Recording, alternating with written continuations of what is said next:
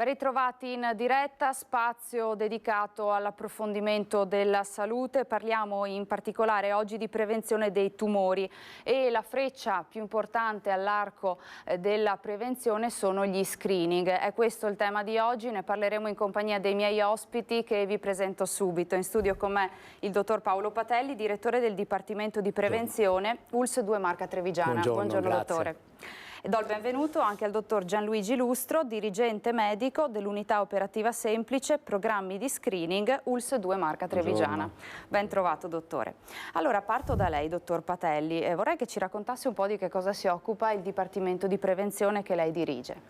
Beh, il Dipartimento di Prevenzione, detta così in termini assolutamente generici, è una delle 3 macro aree su cui si basa l'azienda sanitaria. Ricordo le altre 2. La prima sono gli ospedali, poi abbiamo i distretti per quanto riguarda l'assistenza soprattutto alla patologia cronica della nostra popolazione, della nostra utenza. La terza macrostruttura è proprio il Dipartimento di Prevenzione. Dipartimento di Prevenzione che quindi, come dice il nome, segue tutte quelle tematiche legate alla prevenzione della patologia, cioè segue tutti quegli aspetti che mirano a far sì che le patologie croniche ed acute non si verifichino. È un dipartimento molto grande, conta 11 unità operative complesse, quindi è distribuito su tutta la provincia, quindi non è distrettualizzato ma si rivolge a tutta la provincia. E per fare un esempio di quanto sia variegato, basta ricordare che al suo interno c'è il Servizio di Igiene e Sanità Pubblica, il cosiddetto, usando l'acronimo SISP, che si occupa delle vaccinazioni ma anche di molto altro. Abbiamo per esempio la medicina legale con le commissioni per i patenti e per i patenti invalidi. Abbiamo per esempio lo SPISAL. Abbiamo la medicina dello sport, abbiamo per l'appunto il servizio programmi di screening e la promozione della salute, per non dimenticare poi tutta l'area veterinaria che va a seguire assieme al servizio di igiene degli alimenti, va a seguire tutto quello che noi chiamiamo la sicurezza alimentare. Quindi non solo il controllo dei prodotti agroalimentari, ma anche poi la loro vendita e la loro immissione sul mercato e consumo. Quindi molto ampio, trasversale, amplissimo, articolato. Trasversale e, se mi permette, complesso. Immagino, dottore.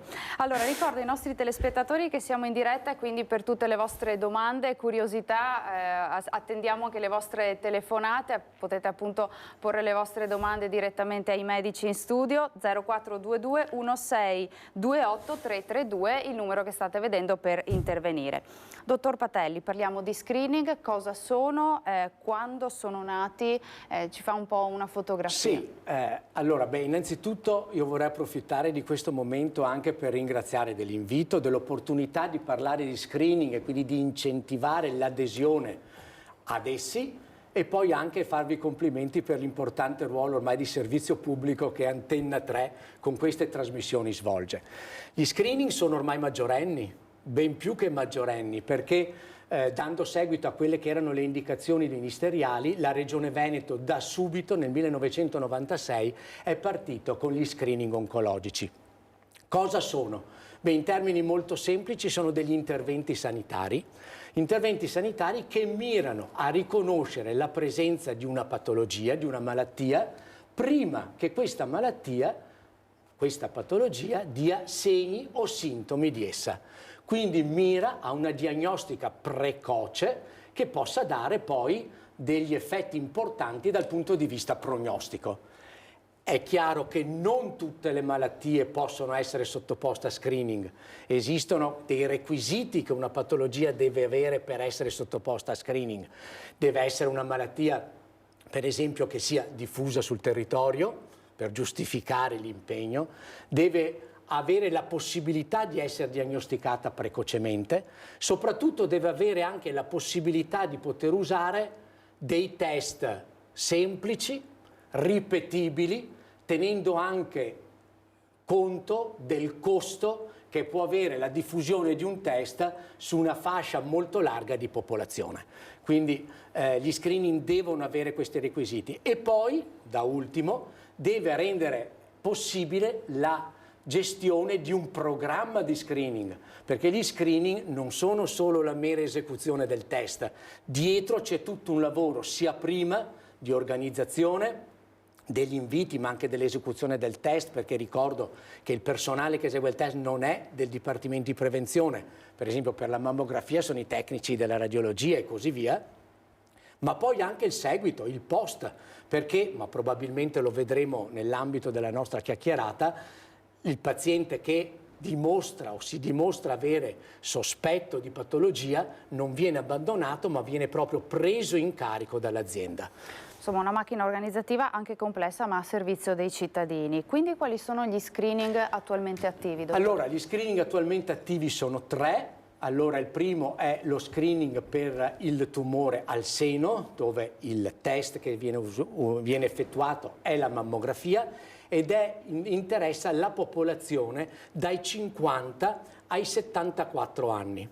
Il secondo è il test per la diagnostica del tumore del collo dell'utero, cervice uterina, donne. Qui la popolazione interessata è quella che va dai 25 ai 64 anni. E il terzo è la diagnostica per il tumore del colon retto, quindi un tumore intestinale, con il test che è la ricerca del sangue occulto fecale, e lo screening viene rivolto alla fascia di popolazione, maschi e femmine, dai 50 ai 69 anni. Ecco, oggi in questa puntata avremo la possibilità di parlare di queste 3 tipologie di screening anche nel dettaglio, quindi di fare insomma informazione da questo punto di vista. Prima di parlare però dello screening al tumore alla mammella, le chiedo quali sono i vantaggi per i cittadini, che sono facilmente comprensibili certamente, ma vorrei sentirlo dalle sue parole. L'ho accennato nelle prime parti di questa intervista.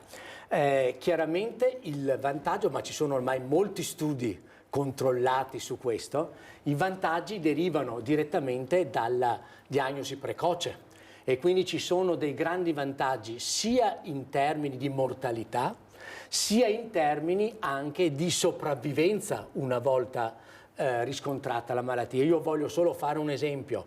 Nella popolazione, per il tumore al seno parlo, alla sopravvivenza a 48 mesi, quindi sono 4 anni, la sopravvivenza tra chi non ha fatto lo screening e chi non è stata diagnosticata tramite uno screening ma è stata diagnosticata per la presenza già di sintomi del 90%, raggiunge il 98% per coloro che sono stati diagnosticati tramite lo screening. E già, insomma, questo fa ben capire l'importanza. Abbiamo una prima telefonata in studio. Pronto, buongiorno, chi c'è in linea con noi? Pronto, sono io. Pronto, buongiorno, prego signora, ci dica pure. Buongiorno, io sono una signora di 83 anni. Prego. Io sono una signora di Dosson di Casier di 83 anni. Ecco, volevo chiedere, io che sono uscita da tutti gli screening o devo fare ancora qualche screening? Perché il mio medico non mi manda più da nessuna parte. Ecco, vediamo di dare una risposta. Intanto grazie per la sua telefonata, signora. Sì, grazie. Prego, questo è un tema che rutinariamente esce. Allora, il programma di screening, come ho detto, per la diagnostica senologica è stato anche recentemente aumentato, arrivava fino ai 70 anni, abbiamo portato fino ai 74 anni. Queste sono scelte che fa il Ministero della Salute, la Regione Veneto e così via. Oltre i 74 anni non è prevista l'invito a partecipare alla diagnostica attraverso lo screening, cioè con l'esecuzione nella mammografia ogni 2 anni, anche perché si è visto che andando avanti nell'età la possibilità di questa neoplasia chiaramente viene anche a ridursi, cambia anche l'età e viene quant'altro. Nulla chiaramente ostacola il fatto però che eventualmente il medico possa chiedere un esame, però di solito viene chiesto in caso di presenza di sintomi, non tanto per diagnostica preventiva senologica a 83 anni. Certo, ma ci sono anche delle novità, ecco, delle prospettive future di cui parleremo alla fine proprio in termini di screening.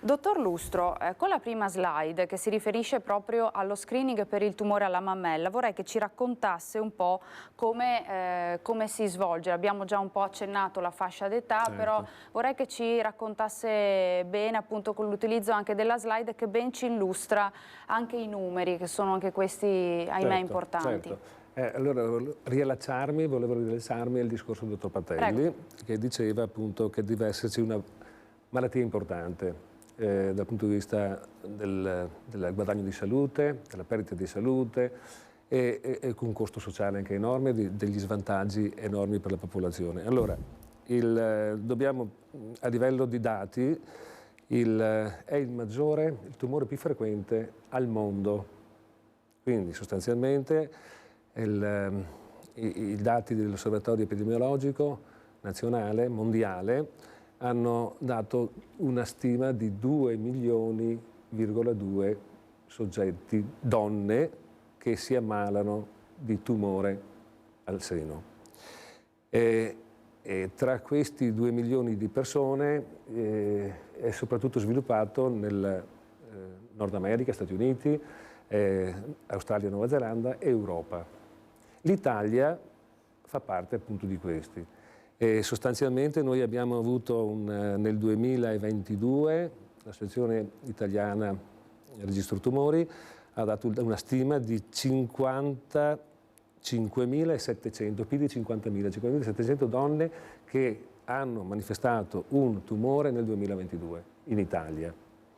E quindi i danni sono rilevanti in termini di salute. Nel 2021, sempre a livello nazionale, ci sono stati 12.500 morti per quanto riguarda questa malattia.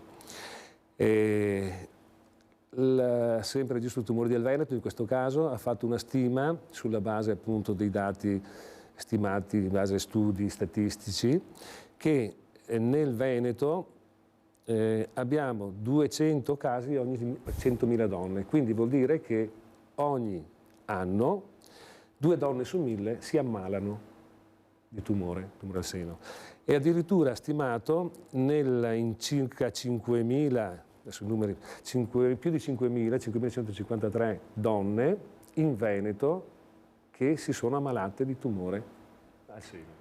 La interrompo un momento perché abbiamo un'altra telefonata da casa. Pronto, buongiorno, chi c'è in linea con noi? Roberta. Buongiorno Roberta, prego. Allora, non so se è pertinente, comunque, perché io ho avuto un tumore all'endometrio, però io facevo costantemente i pap test, andavo costantemente a... Sì, posso parlare? Prego, sì. Allora, dunque, quindi io facevo costantemente i controlli con anche ecografie transvaginali, eccetera.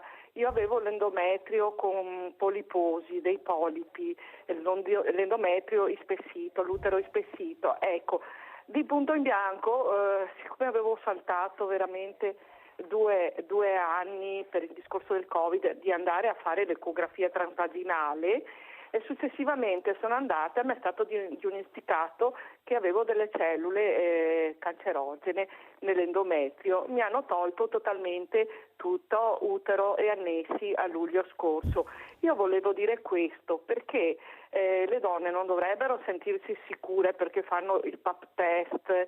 Ecco, perché l'endometriosi, il tumore interno del tessuto dell'utero, si verifica, si può vedere solamente tramite una ecografia, quindi direi che negli screening dovrebbe essere anche di fare ecografie, perché l'endometriosi... Chiaro Roberta, abbiamo capito, grazie intanto per la sua telefonata. Sono patologie diverse, esatto. Chiaramente, lo screening prevede lo screening per il collo dell'utero, però insomma sono indicazioni ministeriali. Esatto, premettendo che nessuno di noi due è ginecologo, noi ci occupiamo dello screening e poi il caso specifico della signora andrebbe esaminato, però chiaramente noi quando parliamo di screening parliamo di tumori del collo dell'utero, quindi la signora ha avuto un'altra tipologia di patologia, quindi lo screening non era in grado di visualizzare questo. Sull'associazione di una ecografia sarebbe per andare a vedere altre tipologie di patologia, e quindi si entra in un campo che contempla anche i costi, l'impiego di personale e quant'altro. Come ho specificato prima, per essere sottoposto, per diventare uno screening su larga parte della popolazione, devono esserci dei criteri, e probabilmente, ed è chiaro che non tutte le neoplasie ricadono con questi requisiti, quindi possono essere soggette a una diagnostica allargata a gran fascia della popolazione. Certamente, abbiamo compreso benissimo. Dottor Lustro, tornerei sulla slide perché qui abbiamo dei dati importanti che ci raccontano degli screening effettuati nel 2022. Intanto la convocazione per la mammografia nelle donne è prevista nella fascia d'età tra i 50 e i 74 anni. Nel 2022 però ci dicono che 48.261 sono le donne che hanno eseguito la mammografia come test primario di screening, e guardiamo questi numeri: 1413 approfondimenti che sono stati effettuati hanno dato, insomma, la possibilità di individuare precocemente ben 394 tumori, dottore. Esattamente, sì. Allora, il punto interessante è questo. La mammografia è stata estesa in Veneto a 70-74 anni nel periodo 2016-2019, mentre prima era fino ai 70. E nell'ultimo rapporto che è stato prodotto dal Registro Tumori del Veneto si è verificato, è stato fatto uno studio sul 2017-2018 per la quale si è visto che i tumori trovati allo stadio iniziale, allo screening, sono prevalentemente 2 su 3 sono allo stadio 1. 1 vuol dire che la lesione è limitata nel semplice tessuto, localizzata nel tessuto di origine, mentre i tumori che sono stati trovati cioè in fase avanzata con metastasi sono l'1%, quindi 2/3 sono invece localizzati. È chiaro che la differenza rispetto a quelli che fanno screening, non fanno screening, in cui non raggiunge nemmeno il 50%, 47% la dose totale di tumori allo stadio 1, e sono 10 tumori per cento, piuttosto che 1, quelli che hanno dato metastasi. Quindi va da sé, è anche naturale pensare che le capacità di fare interventi riduttivi intanto hanno dimostrato una riduzione della mortalità e soprattutto una sopravvivenza maggiore, perché il tumore, ma soprattutto in grado di guarire le persone. E fortunatamente il tasso di adesione ai programmi di screening mammografico è molto elevato. Sì, in termini di numeri sì. Siamo intorno all'85,7%, ecco, quindi un tasso di adesione elevato, insomma, quindi è un dato sicuramente importante. Diciamo, gli indicatori che ci sono a livello del controllo nazionale di qualità, che ci danno un limite del 60%, in 1 su 2 abbiamo l'85%. Altra telefonata in studio. Pronto, buongiorno, chi c'è in linea con noi? Pronto? Pronto, buongiorno signora. Buongiorno. Prego, chieda pure. Devo fare una ecografia alla mammella e praticamente sono fuori tempo massimo, mi hanno messo in lista d'attesa e mi hanno messo in lista d'attesa. Ok, abbiamo capito. L'ecografia però è un esame un po' diverso. L'ecografia è un esame un po' diverso. Che non rientra nel programma di screening. Non rientra nel programma di screening. Chiaramente non entro nel tema e nel mare magno delle liste d'attesa, perché non penso che sia l'argomento di oggi, anche se capisco chiaramente la signora e posso testimoniare che l'US2 sta facendo, come dice sempre il nostro direttore, dottor Benazzi, il possibile per ridurre queste liste d'attesa. Non conosco il motivo per cui è stata chiesta un'ecografia. Diciamo che dal punto di vista della diagnostica precoce, l'ecografia è soprattutto indicata per le caratteristiche proprio del seno nelle donne più giovani. quindi nelle donne più anziane, se mi passate questo termine, la mammografia è l'esame più indicato, per esempio nella trentenne che ha dei determinati problemi e così via, per proprio caratteristiche strutturali del seno è l'ecografia, non la mammografia, l'esame in prima battuta. Ecco, questo come in senso generale. Poi nel caso della signora non conoscendo il caso specifico non possiamo dare poi una risposta il tema più era specifica. delle liste certo. d'attesa, mi pare che quindi... Allora, noi ci fermiamo per una brevissima pausa di pubblicità, pochi minuti davvero, e poi torniamo a parlare di screening per il tumore della mammella, del collo dell'utero e del colon retto. A tra poco.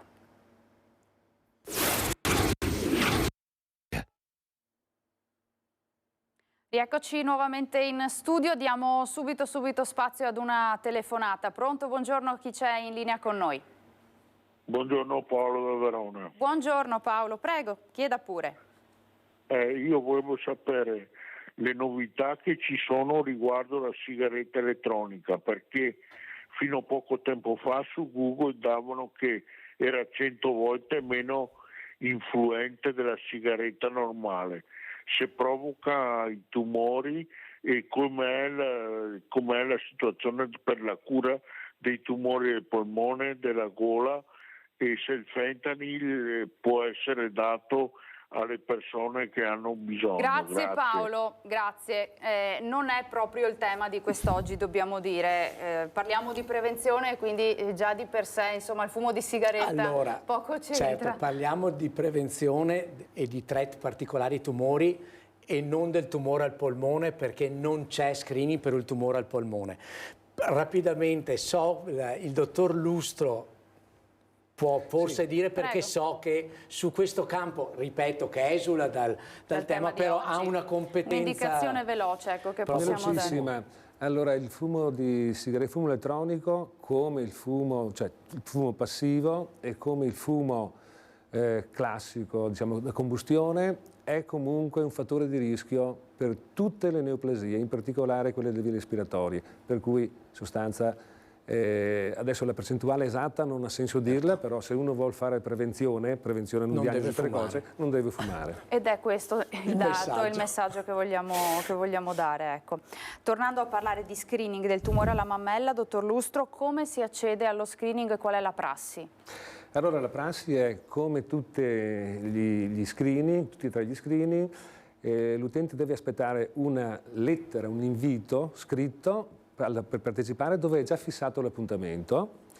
Nel mammografico è previsto, come nel cervicale, che la signora da qualche anno possa anche entrare nel portale dell'ULSS, regionale, per potersi spostare l'appuntamento ad altra data, e può entrarci H24 quando vuole. Una volta ricevuta la lettera basta che si rechi all'appuntamento, e le caratteristiche dello screening, perché deve essere accessibile a tutti come per gli altri screening, ha 7 sedi di erogazione. Nella nostra ULSS è stato attivato per la prima volta il trasporto delle immagini per la lettura in sede centrale, per cui la signora deve solamente aspettare, diciamo così, una volta fatta la mammografia, la risposta, che gli verrà rispedita a casa se non ci sono particolari segni o evidenze o dubbi interpretativi, per la quale dovrà andare sempre, anzi verrà chiamata a fare l'approfondimento. Quindi il processo è completamente di presa in carico dell'utente, per la quale si dà la risposta, si invita e si dà la risposta negativa, e dopodiché, in caso di positività, viene chiamata direttamente e dovrà poi andare a fare l'approfondimento in sede opportuna. E, diciamo così, questo è il percorso di presa in carico. Ma dottor Patelli, nel caso in cui la mammografia metta in evidenza qualche problematica, qual è il percorso? Allora, rimane due paroline chiave che ha detto il dottor Lustro, il discorso della presa in carico. Chi si presenta per lo screening, nel caso di esame dubbio, chiaramente vengono proposti gli approfondimenti su organizzazione diretta dalla nostra azienda, e anche qualora la diagnosi fosse confermata, l'utente non viene lasciato solo, cioè nel programma di screening prevede che l'azienda si faccia carico della situazione dell'utente e lo invia automaticamente alla all'esame da parte della cosiddetta breast unit, cioè di quella unità operativa complessa aziendale che si occupa delle patologie al seno, che prenderà in carico la paziente mettendo a sua disposizione tante diverse professionalità e tanti diversi specialisti. Quindi un approccio multiprofessionale, multispecialistico per dare il massimo possibile, con un approccio anche psicologico all'utente. Quindi, e per assicurare le migliori cure possibili, sia farmacologiche che chiaramente chirurgiche.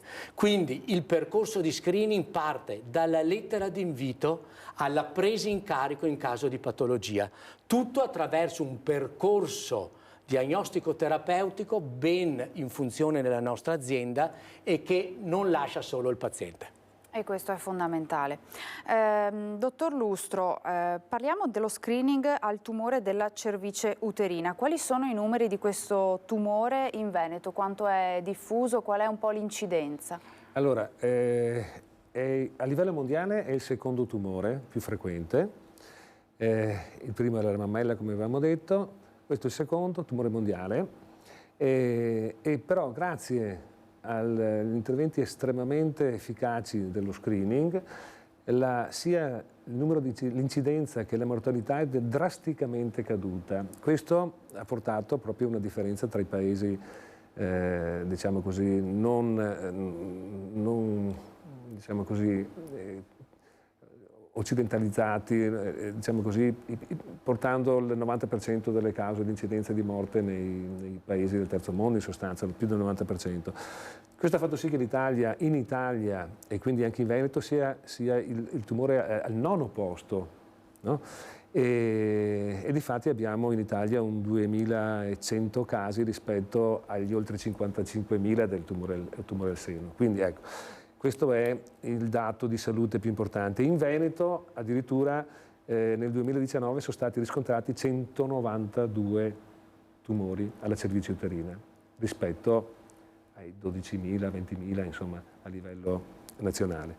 E questo grazie appunto al discorso dello screening. Il discorso dello screening cervicale che, diciamo così, per contrastare la presenza del tumore del collo dell'utero, non dell'endometrio appunto, ha un test specifico e in questo caso... Lo leggiamo insieme perché dobbiamo dare dei dati precisi, dottore. La convocazione delle donne, lo vediamo, avviene dai 25 ai 64 anni e quindi quali test vengono effettuati? Quindi dai 25 ai 64 anni vengono invitati a fare un test cosiddetto di prelievo delle cellule e delle cellule della cervice uterina. Questo prelievo poi viene letto ha due modalità di lettura.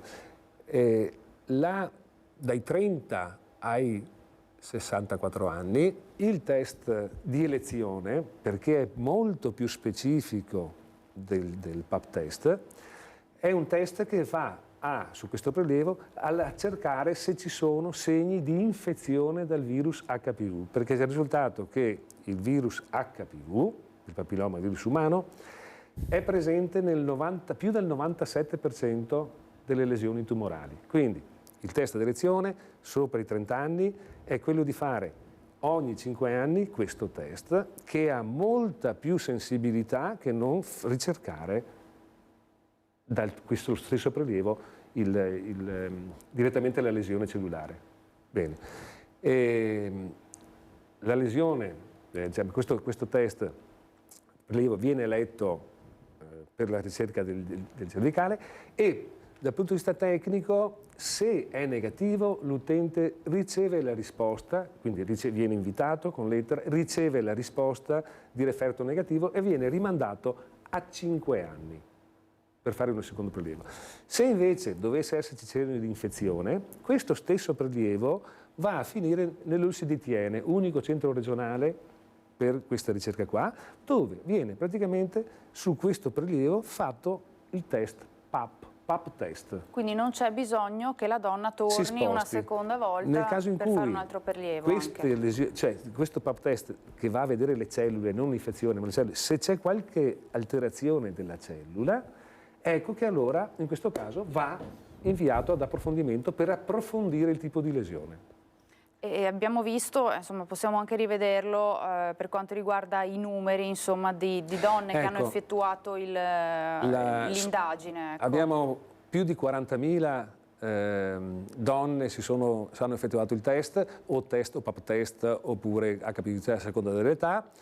Sono stati fatti 5.449 approfondimenti nel 2022, ma quello che volevo far notare è che le 176 lesioni trovate sono tutte, cioè diciamo così, tutte no, ma comunque i carcinomi si incontrano sul palmo di una mano quasi. Il resto, oltre 170, sono lesioni pre-carcinomose, pre-neoplaste, pre-carcinomatose. Quindi, in sostanza, questo è stato il motivo per cui c'è stata questa riduzione drastica. Però c'è ancora un tasso di adesione basso, del 68%. L'unico problema, esatto, cioè in termini così a spanne si dice, cioè vuol dire che un programma così efficace, che viene offerto gratuitamente, con una presa in carico totale del paziente,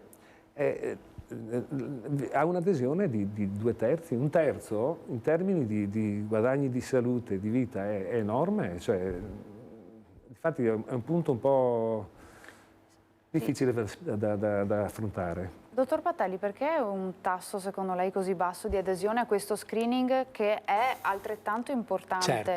Certo, questo è un dato e lo vediamo l'importanza di questo screening perché troviamo soprattutto che è lo spirito dello screening lesioni precancerose, quindi riusciamo a prenderlo in tempo il tumore del collo dell'utero.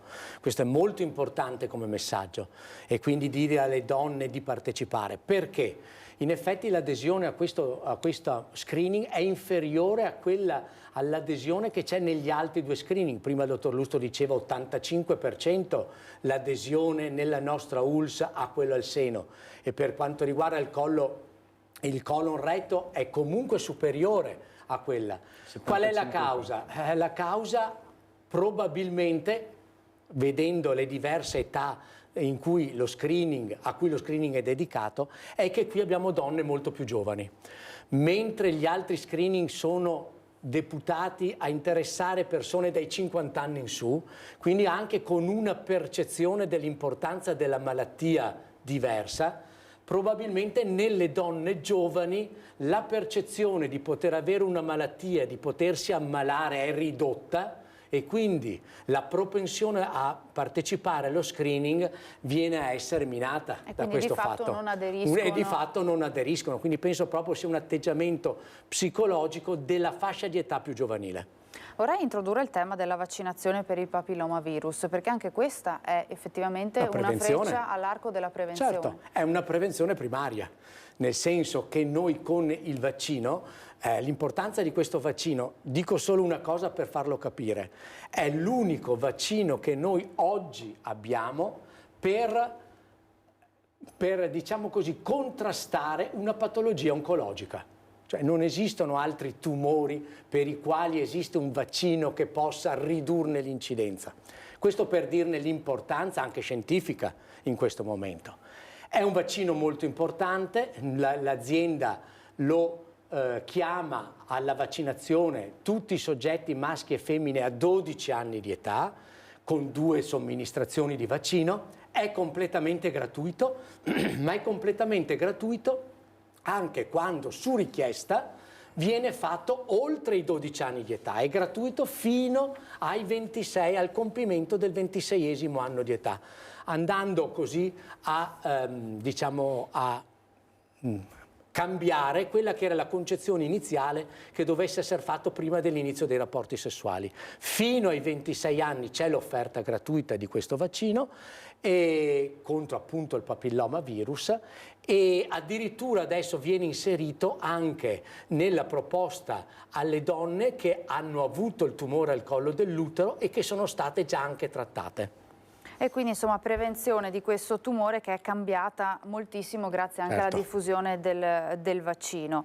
Abbiamo detto poco fa con lei, dottor Lustro, qual è il percorso in caso di test positivo e quindi anche la facilità nel proseguire l'indagine se si ritiene necessaria, no? Certo. Sì, in effetti in caso di negatività viene riproposta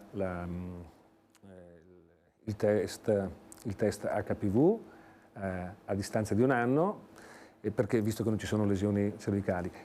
Mentre in caso in cui ci sia la positività va all'approfondimento. Questo per le donne dai 30 anni in su. Mentre per le donne dai 25 anni, in questo caso bisogna tener conto che quasi l'80% ha una infezione, l'HPV, diciamo così, almeno la maggior parte delle persone una volta solo vita se lo prende, per cui scompare spontaneamente nell'arco di qualche anno, 2 o 3 anni. Poi ci sono circa 200 tipi di virus, per cui insomma la possibilità di rinfettarsi, perché l'infezione naturale non dà protezione. Quindi in questa fase di età, fino ai 30 anni, fino ai 29 anni, si rischia se si ricerca l'HPV, si rischia di creare un rischio di sovradiagnosi, no? Di mandare troppe persone a fare l'approfondimento che non serve. Quindi il test di elezione in questo caso è purtroppo il Pap test, perché va solo a ricercare se ci sono delle lesioni sull'epitelio. Attenzione, e correggetemi se sbaglio, che questa infezione non riguarda soltanto il sesso femminile, è corretto? No, riguarda anche il sesso maschile, anche se la patologia nel sesso maschile legata al papillomavirus è di estrema rarità. Però insomma certo, era una precisazione. Tant'è vero che noi a certo. 12 anni la vaccinazione la proponiamo anche ai maschietti. Ai maschietti, perfetto. Certo. Abbiamo ancora qualche minuto, vorrei però parlare anche dello screening del colon retto, perché con lei, dottor Lustro, vorrei che ci illustrasse quali sono i numeri di questo tumore e la sua diffusione. Allora, vediamo, dovrebbe esserci la tabella. Comunque sempre a livello, diciamo così, do una panoramica a livello mondiale. In questo caso il tumore del colon retto è la seconda causa di tumore, cioè il secondo tumore nelle donne a livello mondiale, e la terza nell'uomo. Quindi molto diffuso. Certo, molto diffuso. È il terzo tumore più diffuso nel mondo. E anche qua abbiamo dei numeri a livello nazionale molto importanti, quasi 50.000 diagnosi nuove ogni anno rispetto alle 55.000 del mammografico, quindi assomiglia molto. I decessi sono un po' di più, cioè 21.000 rispetto ai 12.000 del mammografico, quindi importantissimo come tumore.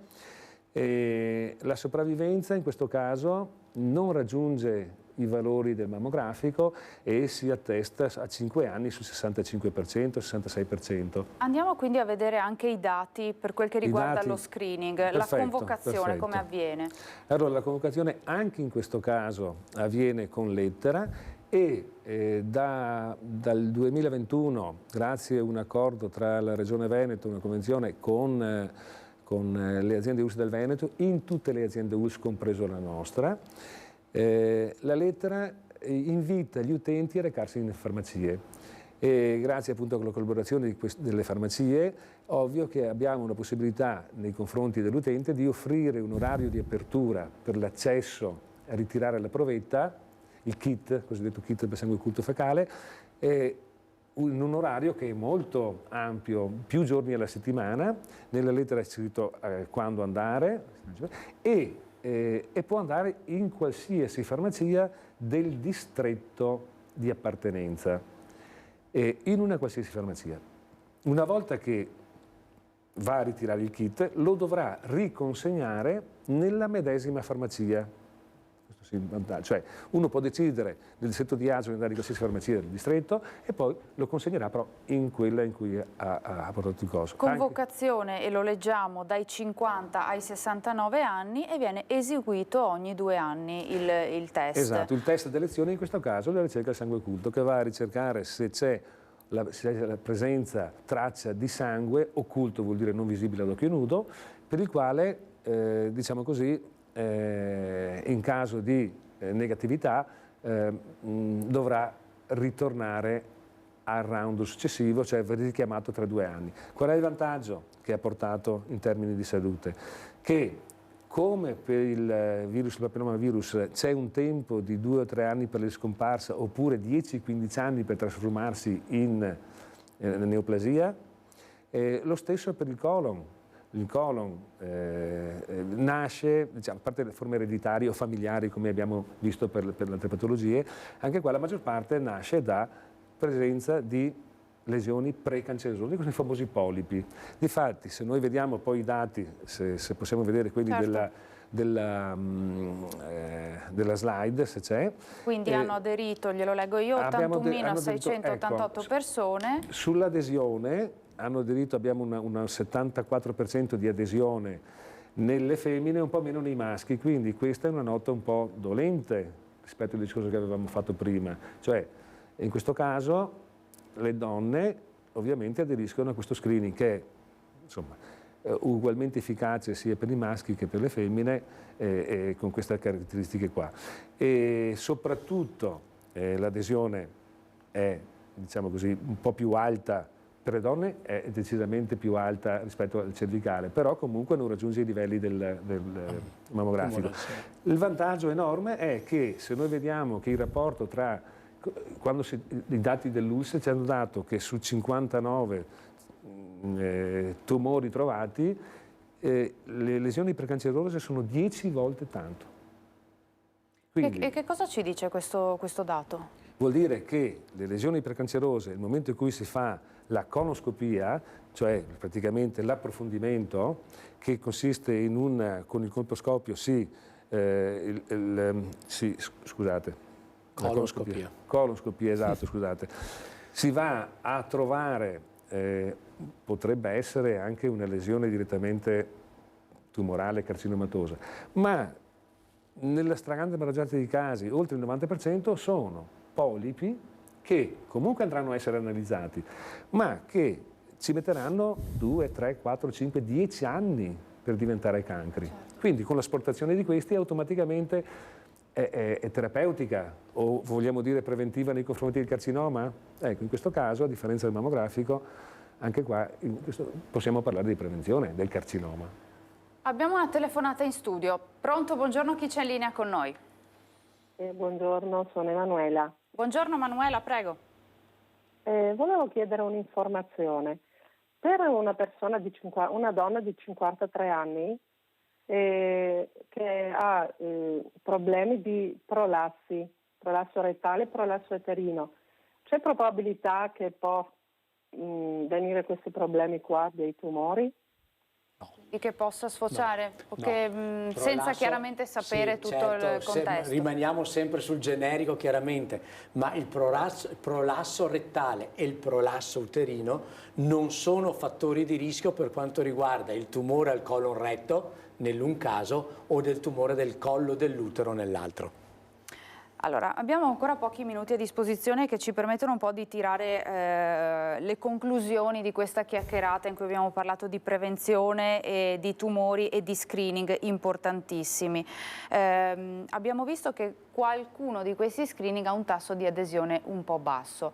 Ci dice questo che ci manca un po' di cultura sanitaria, dottore? Allora, sicuramente sì, perché se noi andiamo a considerare lo sforzo innanzitutto che le aziende sanitarie mettono in campo per assicurare lo screening e in secondo luogo gli effetti sulla salute che questi screening hanno, ed è ampiamente dimostrato, sicuramente un'adesione maggiore, non tanto sul mammografico che abbiamo visto che è molto alta, ma soprattutto per quanto riguarda colon retto e screening per la neoplasia del collo dell'utero sarebbe auspicabile.